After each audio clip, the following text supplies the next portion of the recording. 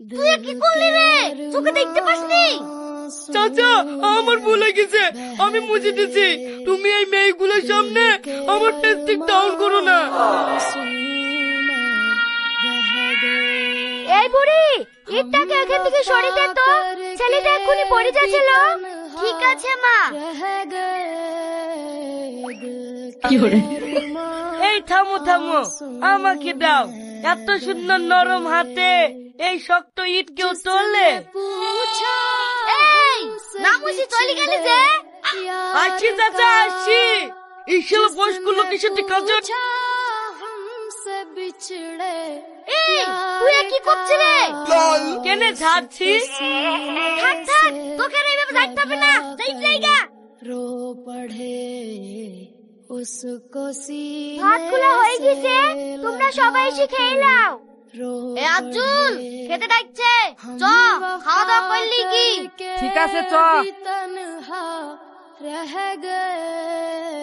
কিরে শফিক, তুই খেতে যাবি না? তোমরা যাও, আমি পায়খানা ফিরে আসছি। এই কি ব্যাপার রে? প্রত্যেকদিন খাওয়ার সময় কি তোর পায়খানা চাপাই? আশ্চর্য ব্যাপার, গাড়ি লোড করে লাগিয়ে আনলোড করতে হবে না? যাও যাও, তোমরা ওভারলোড করো গা, আমি আনলোড করে আসছি। কি রে, রান্না করা হলো? হ্যাঁ, হয়ে গেছে। ঠিক আছে, তাড়াতাড়ি খেয়ে আয়, মশলা মাখাইতে হবে। এই বুড়ি, তুই এই ছেলেটাকে খেতে দে, আমি থালগুলো মেজে নিয়ে। ঠিক আছে মা। हम वफा करके भी तन्हा रह गए दिल के अरमां में बह गए दिल के अरमां में बह गए दिल के আচ্ছা, প্রত্যেকদিন আপনি এইভাবে লেটে খেতে আসেন কেন বলেন তো? কেন তুমি বুঝতে পারো না আমি কিসের জন্য লেট করে খেতে আসি?